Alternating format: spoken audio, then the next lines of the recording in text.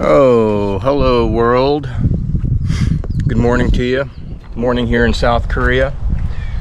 And you know the old saying that there's nothing new under the sun? I don't know if I believe that. Because after the last few years, especially since 2020, I've seen a lot of new things in my life that I don't think have ever happened, and today I want to talk about some of these. You know, society has always been ruled by the elites going way back,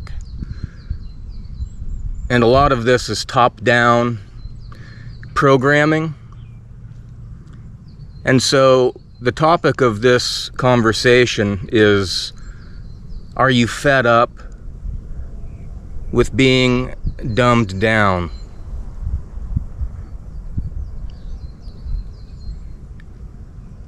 There's a lot of dumb people out there. But that being said, I think there's been a lot of dumb people throughout the ages. Now, there's a thing called dumb and there's a thing called stupid. You can't fix stupid. But being dumb is just not knowing. I'm dumb about a lot of things. I'm very right-brained. But I'm not stupid. I can learn. I can learn most anything if I put my mind to it. But we're being dumbed down for a reason. And a lot of these fads and trends that you see on the internet, and I'm going to talk about a few today, it's like it's a race to the bottom. Who can be the dumbest? And then there's that follow the leader. Oh, this person got his or her 10 minutes of fame, so I'm going to do it too. Excuse the wind, but I'm going to be sitting for most of this one because it is it's quite humid today. But let's go back. Let's go way back to the days of Rome.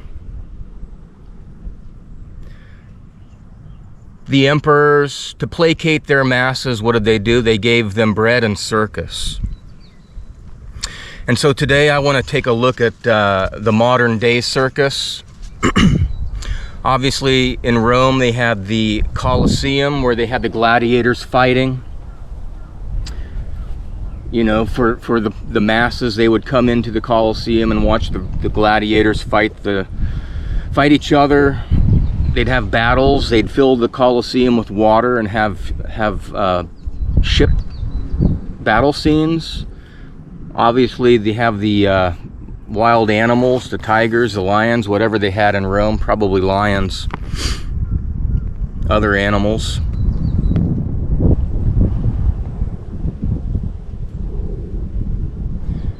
But the circus today, we can turn it off at any moment, but it seems like we're glued.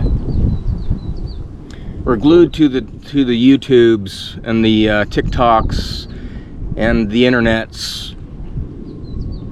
So I want to take a quick look at some of the recent and not so recent news, some of the viral videos and the challenges that have been going on. And to begin with, you have to start with that ice bucket challenge. I think that kind of... Now, a disclaimer, I've been living in South Korea for upwards of 25 years. I am an American. And welcome to Walker in the Woods. By the way, my name is Stephen Walker. That was a long introduction. But, so I've been living in South Korea for about 25 years. I came here in the year 2000. But I am an American and I have gone home, but I haven't had boots on the ground there for many years. But I would go home and visit family and friends often. So as an American, I kind of feel it's my patriotic duty to cast some shade on what the hell's going on over there. And by that, what happens in America doesn't stay in America. It trickles out because of the entertainment industry, Hollywood, the music industry. It goes out around the world, and it's very influential in a lot of different countries and a lot of young people in these countries, South Korea in particular. And I'll talk a little bit about that later. But getting back to that ice bucket challenge, I should probably do some research to figure out who first started it and why. There might be a good reason behind it, but just on face value, taking a bucket of ice water and dumping it on your head or someone else's head unsuspectingly, and then putting it on the internet for everybody to watch, and then imagine watching that and saying, yeah, I want to do that too. And so suddenly it's become a viral thing for everybody to be dumping water on their head. That's almost like, you know, the funniest home videos, the videos that would usually win are people falling down or taking a ball to the balls, you know, getting hit in the nuts. For some reason, we find it funny to see other people fail or get mildly injured. Speaking of mildly injured, the Tide Pod. I've never actually seen a Tide Pod. They don't have them here in Korea, but I guess it's a laundry detergent, and somehow people started eating them, and that became a fad for other people to follow. Is there any benefit to eating it? Detergent? I don't know. Obviously, in the year 2020, with the Covidius Minimus, Maximus, it maximized fear throughout people, and the mandate was for people to get the you know what in the arm. And for those that didn't want to do it, well, hey, here's a free donut. you mean you don't want to be a test hamster and get this injection in your arm? Well, here's a free donut. So then suddenly people are lining up for free donuts. Donuts. Speaking of donuts, how about the sugar diet? I think that's kind of a recent one. The carnivore diet's been around for a while now. And I you know, if you go in to do some research on the carnivore diet, there's a lot of solid historical evidence that was a proper human diet, if you go way back. But I don't see any benefit for giving up the meat and the fat and going into the sugar. Maybe some weight loss, but that's kind of like pumping Ozempic into your body. We kind of start seeing that trend go on, and the after effects. You just don't know the long-term effects of some of these things. But speaking of the COVID that, you know, kept you from grandma and wearing all kinds of different masks out in public and fighting over it. But then there's the trend of nurses in the ER doing line dancing. If they were so packed with people hooked up to the machines and taking their remdesivir or run death is near, where do they find the time to learn and record, and why would they even want to put their faces on video dancing in an empty hallway? I don't get it. Furries. If you don't know what furries are, you can research that one yourself. I'm not going to go into that one, but similar to furries, which is kind of imagining, I guess, dressing up like you're a dog or a cat or a Wolverine or whatever. The imagination can really run wild, which was also a downfall of Rome. You know, when you become too opulent and people have too much time on their hands, it can get dangerous. Nero going crazy. But with AI now, and people are marrying, well, now that we have the rubber dolls, which the companions, who are also now becoming robotic, and with ChatGPT and the ability to have a conversation, people are starting to marry these motherfuckers. I guess that would solve one problem of breeding and their DNA not carrying forward. So I guess there's always a silver lining on every cloud. And obviously the gender issue, where even politicians cannot give a complete answer or a solid answer or a factual answer on what is a woman or what is a man. And that carries into sport, in which biological males who identify as women get to participate and compete against women. And speaking of women, you know, it goes way back to the 60s, really, with Gloria Steinem, who could very easily have been a CIA asset, conspiracy, or theory. But Gloria Steinem helped with the women's liberation movement. And I'm all for women having equal rights and pay and whatnot. We aren't the same. Biologically, we obviously aren't the same. Physically. Mentally, that's more possible. Emotionally, no. There's a lot of differences, and differences are good. There's a reason that men and women, you know, that's it's just the law of the universe. There has to be a male and a female, the yin and the yang, which together make a very a beautiful thing. Unity. But you have to have two sides to make a union.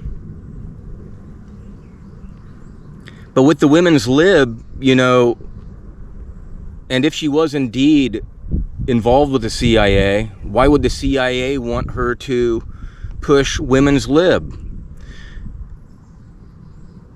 Going back to the 50s and earlier, early 1900s, the male was the breadwinner, and the female would stay home.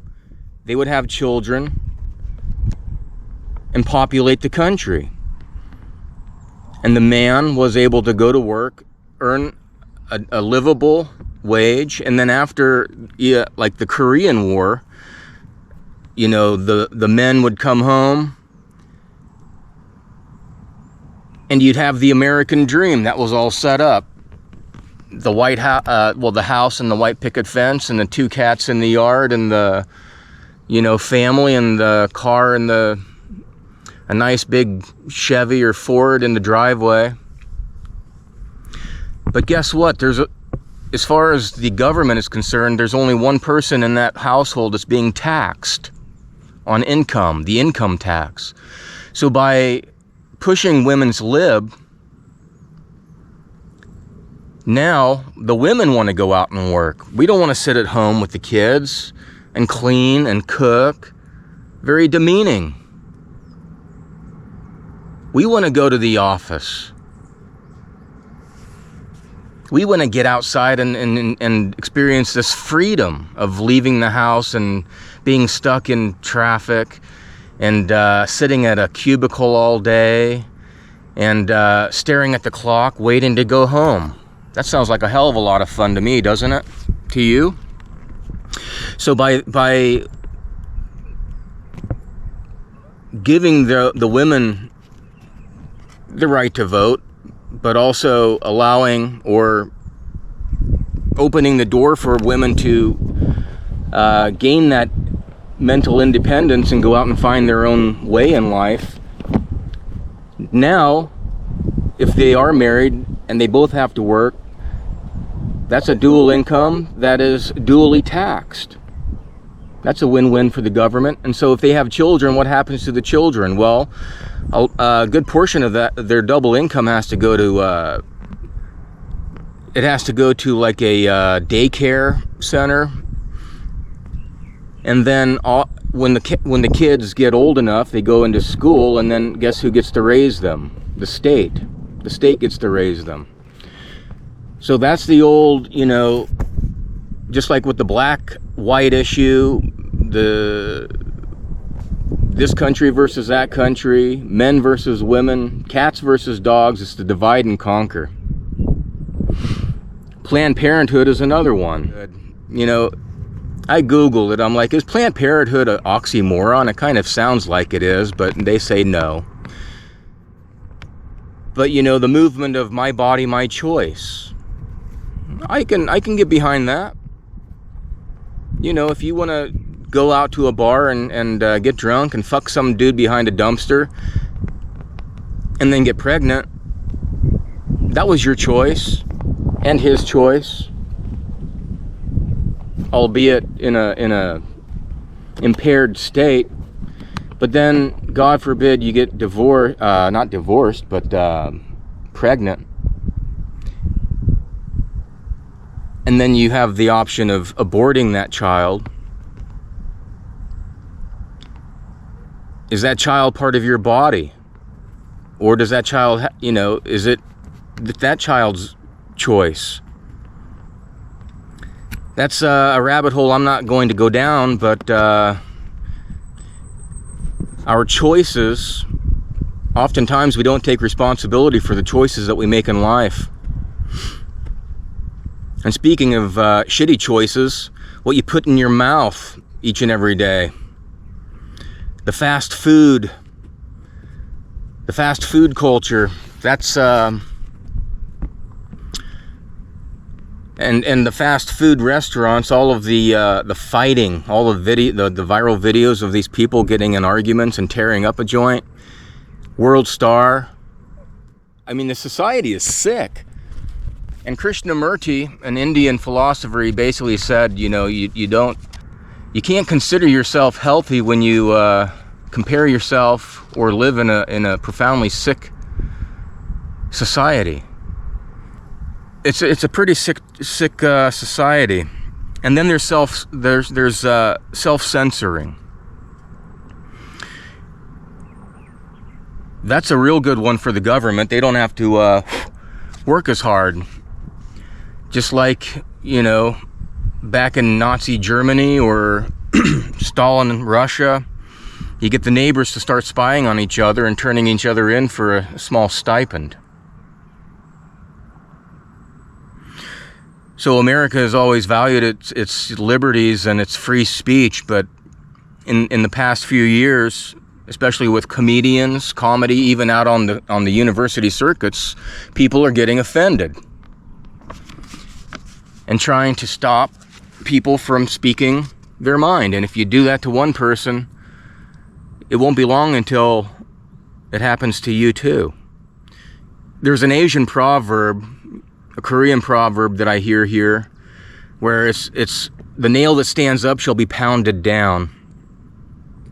So even over here in South Korea, not a lot of people, it's a very group-oriented mindset here. Not a lot of individualism, although there is more these days. But did you know that, like, when the United States wants to go in diplomatically to a country, one of the first things that they will do to introduce American culture is to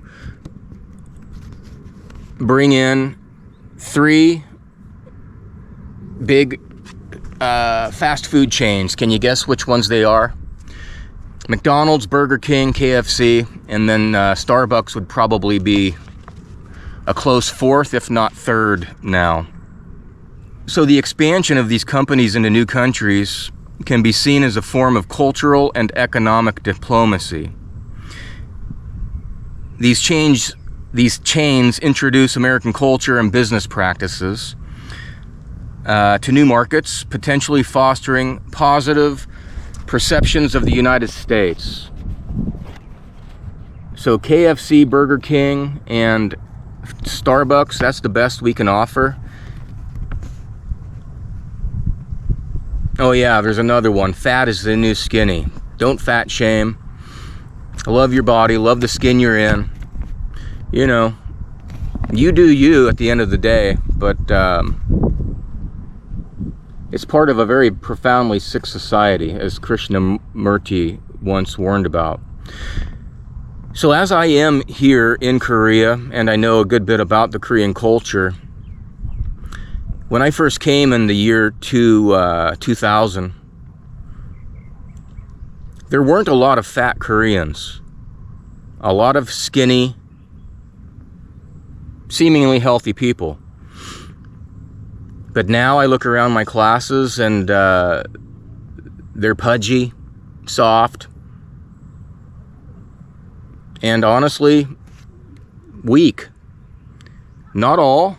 There are many. I mean, the Koreans, as far as the East Asian countries are concerned, are larger than, on average, most Asians. They've had a very, very good diet. Korean food is some of the best in the world. But their culture, I think, is sinking. K-pop, for instance, it's called the Hallyu, the Korean wave. The Korean wave is kind of like the K-dramas, the Korean dramas, the Korean pop, and also kind of pushing out the Korean cuisine to the rest of the world. And the K-pop and dramas are extremely popular in Southeast Asia. BTS and Pink, and I don't know. I really don't know a lot. I don't listen to it, but a lot of the, I hate to say it, but they look like prostitutes.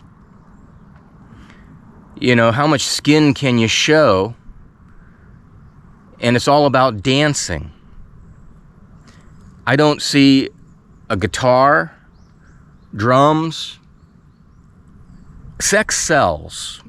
That's advertising 101. We all get it. We all understand that. But you know, when I ask, and music for me has always been very popular. Music can indeed change the world. In the music industry, that's another topic for a different episode. But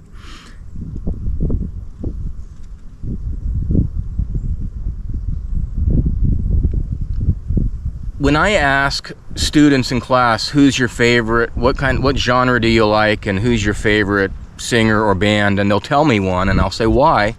And they'll say, oh, she's pretty, or he's so handsome. It's like, this is music. This is music. This is not a fashion show.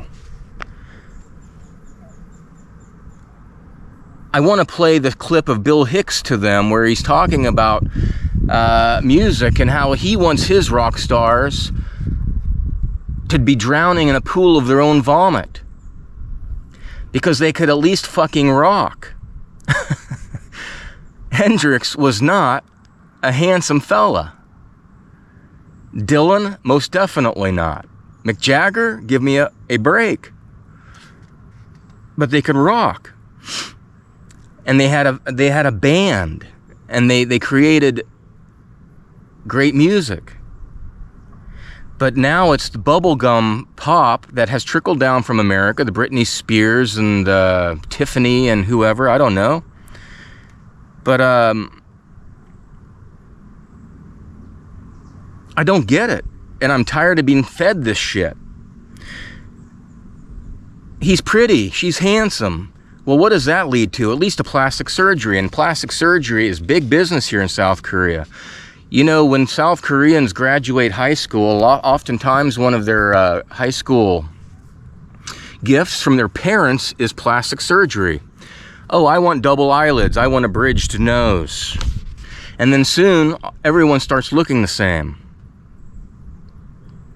And the only way that you can really know what someone's DNA is when you have a child and that baby pops out, and you'll see what that mom or dad actually look like.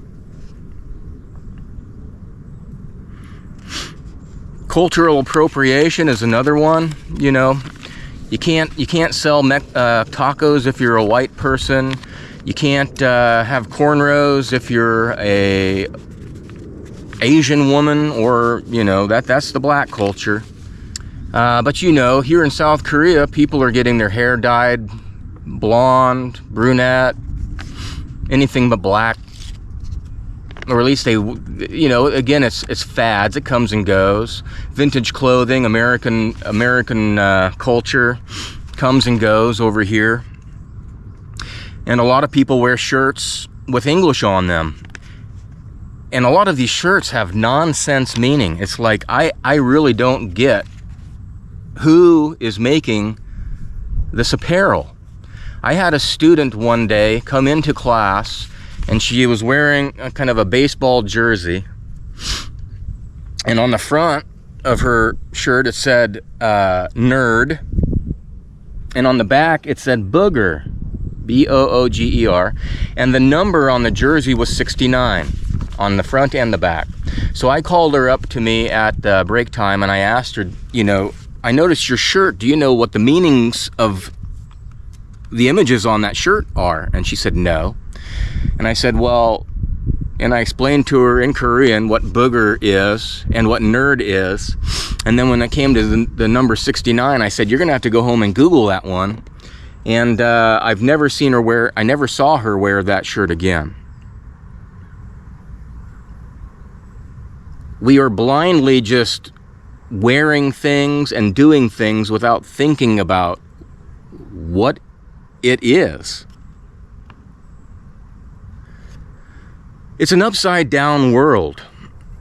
Politicians spend shitloads of money to become public servants, and then they leave office as millionaires. Doctors go to medical school, but they only study about one semester or one class of health and nutrition. They take the Hippocratic Oath. Hippocrates, the father of medicine. Let food be thy medicine, medicine be thy food. But the only thing doctors do is prescribe drugs. They are high, well-trained professional drug dealers for big pharma. Religion, organized religion anyways, you know, fight over God, a universal concept, but my God's better than your God, or, you know, go to this church and not that church. Pastors, priests, I'm not going to go there, but you kind of know what the history of the Catholic priest has been, and who generally goes into the priesthood. And why can't priests get married? I don't get it. School. No Child Left Behind. Thank you, George Bush Jr. One of the most mediocre milquetoast presidents ever. That's a race. No Child Left Behind basically means knocking off the top. Don't let your child over succeed. You have to, you know, allow everyone else to catch up. Mediocrity. Trust the science. Hey, you know, this vaccine, this shot, it's science. Global warming, it's science. Actually, when I was young in the 70s and 80s, it was global cooling. The big freeze is coming. And then it became, with Al Gore, it became global warming, and now it's climate change. Well, Which one is it? Climate change is hard to argue with because, well, you know, here in Korea, it was actually raining and windy, and today it's partially cloudy and sunny. That's climate change. Hard to argue with it. So trust the science, but don't believe your own eyes. Food is no longer food. When you watch videos or see videos of people in hazmat suits spraying your organic vegetables or whatever vegetables that are coming to a supermarket near you, if they're wearing masks and hazmat suits, why would you want to put that into your body? Vegetable oil, Crisco. I can't believe it's not butter. All of that shit is good, but animal fat is bad. Lard, things that your grandparents thrived on. And if you eat fat, you get fat. Isn't that right? Well, actually, that's wrong. We need fat. Our brain is 60% fat.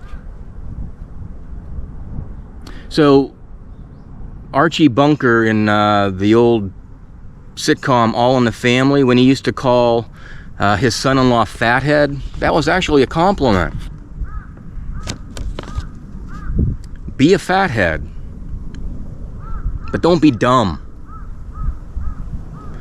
Cholesterol, high cholesterol, you need to take a statin. Well, actually, cholesterol is very good for your body as well. It's a vital component for proper brain function and development. It plays a crucial role in the structure of and signaling of brain cells. All cholesterol is not good. There are certain different types of cholesterol, but we need cholesterol. But no, they say it's bad, and you got to take this drug.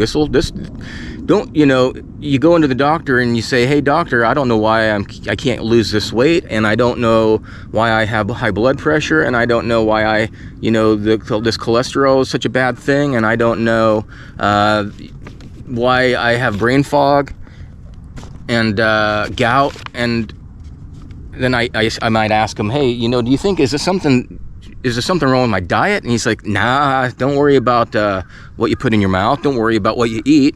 But here, take this pill. Eat this pill. This'll chase that dragon, and then we'll give you another pill to chase that dragon around your bloodstream.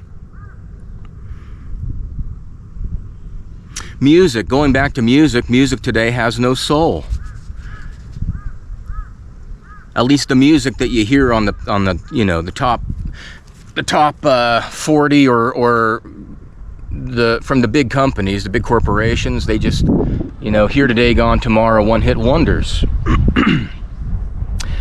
I kind of liken it back, and I'm going to make some enemies with this one, but I think, you know, obviously the Beatles was the first boy band, and that was put together and pumped out to the masses. But when Michael Jackson came along the scene, that's when, you know, the industry really turned plastic. And you can kind of, you know, Michael Jackson himself turned plastic. A semblance of what he was. Because he probably couldn't look at himself in the face anymore. As a young, handsome, talented black boy, and to what happened to him is tragic.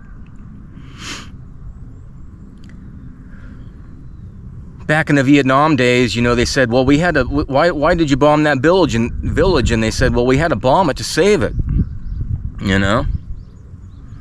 For ADHD now, attention deficit hyperactivity disorder, I think is what it is, the acronym. You know, rather than let children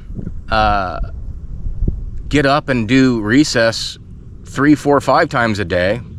It doesn't have to be a 30-minute recess, 5 minutes at a time. No, they're hyperactive. Here, take this pill. That'll slow them down.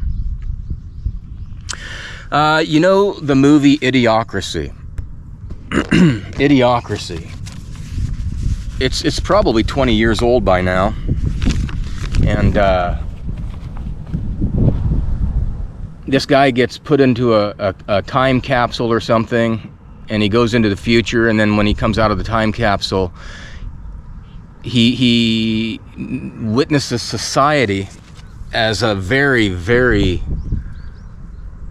dumbed down, sickened place. They're spraying this like Gatorade on their crops, and the president is this pumped up black dude who likes shooting machine guns, and you know, the people in the crowd just can't get enough of it. Well, that movie may very soon be classified as nonfiction, and not comedy either. I'm going to take a walk and head down as I close this up. But it is, I think it is a calculated thing to dumb down society. Who is it done by? Well, you know, you don't have to go too far. It's the elites. It's the men behind the curtain, the ones that meet at the Bilderberg and the Council of Foreign Relations and the Club of Rome. You know, they go, the Bilderberg, all these elite at the top people go hang out in the woods, not alone, but with themselves for a week, have some boy toys there to play with, and decide on agendas and have a cremation of care ceremony. They have think tanks. All of these big groups have think tanks. And then they agree to an agenda for a year, and then that shit gets trickled down. From the top down. And at the top, below these elite groups, are the governments. And certain sections of the government, such as the CIA, is one way that controls media.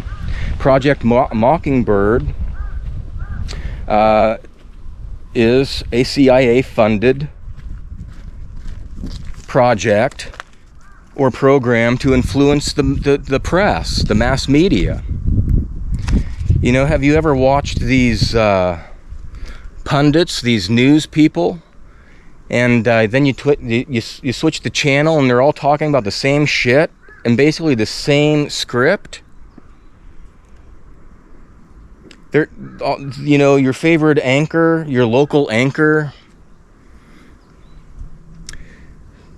such and such station, by your side, we're on your side. You know, they're just reading scripts. They're just reading a teleprompter. They're mindless readers. That's all they are. And all of that media is owned by very select few multi-conglomerate businesses now. So they send feeds, international and national feeds, to all these local stations, and the news producers will write the list of stories for a newscast, and then the video editor, which I was at one point in my life, would have to take these feeds off of the satellite and edit them down. But it's basically just regurgitating as a mockingbird does. It just repeats the same shit, but we use a different face and a different voice. But then you can see the same script being read by hundreds of these puppets. They're just talking heads. And speaking of the CIA, William J. Casey, who was the CIA director in 1981, quote, said, "We'll know our disinformation program is complete when everything the American public believes is false. I'm going to read that again. We will know our disinformation program is complete when everything the American public believes is false. They are actively lying to us about what? Everything. He says it. Everything. Everything is false. Upside down world. Dumbing down of society on purpose. Because if you have a dumb society, you can control them like sheep. Sheeple. Don't think outside of the box. Get in line. Don't be a black sheep. Boy, where'd you get that information? Are you one of those conspiracy theorists? I bet you are. Gonna have to keep a closer eye on you. Speaking of the media, there's a thing called predictive programming. You Google it and it'll also say, oh, this is a conspiracy theory about such and such. Well, predictive programming has been going on in media and movies for a long time. It's basically them putting a story out in front of the public, like the Terminator, or, you know, a lot of things on The Simpsons seem to be coming true that have been programmed on that program, as in, you know, what's on the program for tonight, honey? Well, it's American Gladiators, as Bill Hicks used to say. We're going to sit here for 30 minutes and watch these pituitary retards slam into each other. That's entertainment.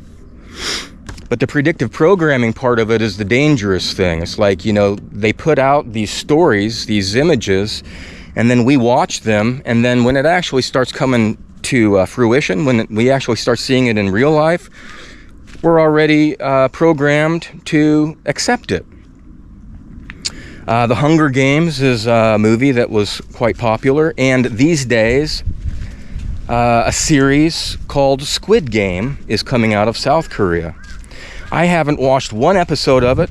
I know it's, you know, they say it's about the perils of capitalism, and, you know, but I did Google what it is about, and what is it about is these poor people are up against each other, playing these childhood games that, you know, innocent childhood games from their Korean past, and well, if they lose, they die. How far off are we from that actually playing out? And is it already playing out? I would actually bet some money that it is somewhere. So what can we do? You know, a lot of people, you know, basically come on and complain about shit, but never really give a solution.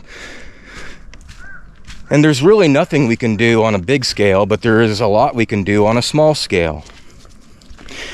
You know, Gandhi said, be the change you wish to see in the world. And that rings true. So what can we do?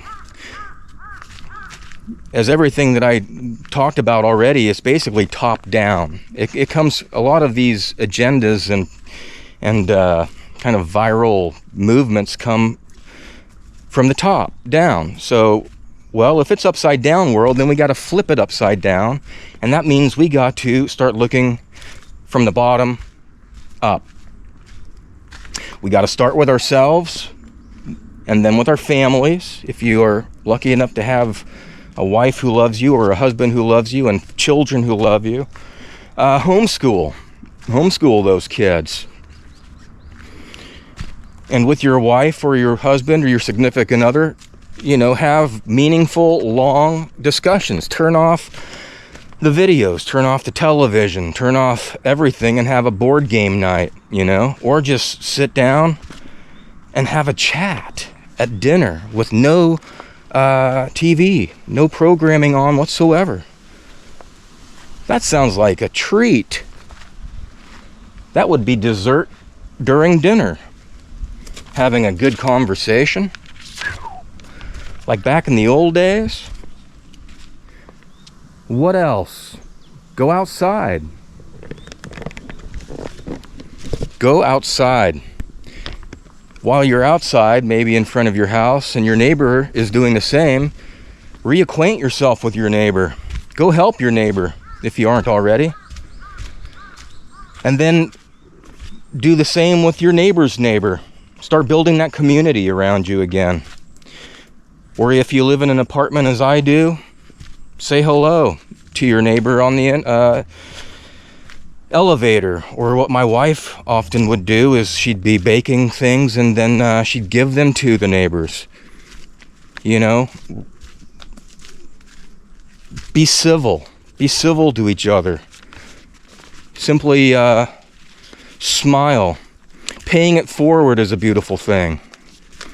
You know, it doesn't have to be a financial thing all the time, but paying it forward, there are some really great videos out there on that concept. But build a community. Run for office if you have the time and the inclination. Run for, you know, dog catcher, and then move up to alligator wrestler, or whatever community you're in.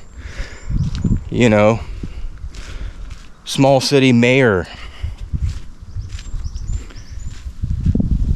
I know politics, you know, the worst people ever are those who become politicians. I mean, a lot of them start out with good intention, but it's just a corrupt thing. And I think a lot of them they go in with the good intention, and then they become jeopardized with, be it drugs or hookers, or, you know, they get drugged and pass out, and all of a sudden they wake up and now they get an envelope in the mail with them in bed with 3 dudes, 4 women and a goat. It's like, how are you going to explain this to the public? You're not, are you? So here's the agenda. Let's see, what else? If you're watching this, obviously, keep following people that are online, which is what I do, that like to tell the truth, be real about things. And even though I most definitely don't know everything or a lot, but at least we're talking about it, opening up the discussion. Just opening up the discussion is half the battle, and getting people to sit down and stop thinking with their feelings and start, you know, thinking with their mind again. Quit being dumb. Quit being dumb. And then finally, eat nutritional food. You are what you eat. Let food be thy medicine, medicine be thy food. That's Hippocrates. Feed the brain with fat and cholesterol. And finally, is, if you are so inclined, get back into touch with God, the source, and who you are and why you're really here. Are you a mistake? I don't think so. We're all here with a purpose. And some of us find our purpose at an early age, and some of us find it at a later age. And I'm 53. And I think I'm finally finding my purpose in life. It only took 53 years and traveling around the planet to do so. But I'm feeling pretty confident that I need to be sitting here sweating my balls off on this mountain in South Korea and talking about shit into a camera. I don't know why, but I'm compelled to do it.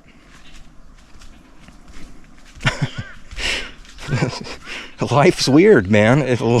This whole thing here is weird. Is it a matrix, or are we, I mean, you know, do you have free will? And if you do, use it. But giving your heart back to God. And I do, you know, a lot of this is negative shit. And it's like, you know, it can be overwhelming, burdensome. But I do kind of see the pendulum starting to swing back again. As I said in an earlier video, the pendulum, the old grandfather clock, you know, the big thing that swings back and forth, it can only go so far to the left, and then it has to go down, and then it goes all the way to the right. And I think, you know, with the speech, the freedom of speech and censorship, self-censorship, that seems to be kind of coming to an end. And the trans movement, I think people are waking up. And, you know, you be you, but do it behind closed doors. You can be a puppy dog, you can be a baby girl, you can be a furry, whatever the hell. Whatever floats your boat, as long as you don't hurt or harm others, I'm all for it. But don't hurt or harm yourself either, because you are a gift. And you should respect the body that you're in. So I'm about to the end of my hike here, and the end of this video. So again, there is the path down to my car. And I'm going to leave you with this quote. And I can't remember who said it. But thinking about all the darkness in this world, and a lot of the craziness and the dumbing down of society and whatnot, what lights up the dark? If you're in a dark room, what do? You turn on a light. And if one day you don't have electricity, well, do it as your granddad did. Light a candle. And the quote is, with one candle you can bring light to a dark room, but you can never bring darkness into a well-lit room.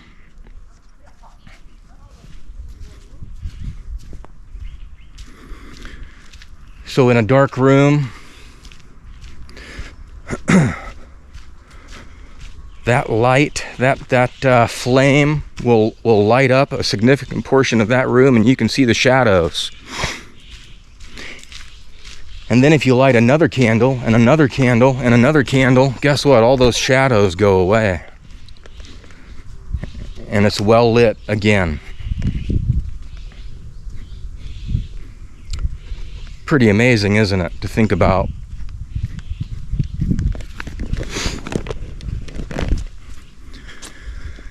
Pretty amazing. The world is amazing. And you are amazing. And so I'm going to end it here in the sunshine. So do your best. You be the candle that the world needs in your section of the world, and I'll do the same here. And here is your moment of Zen. Peace out.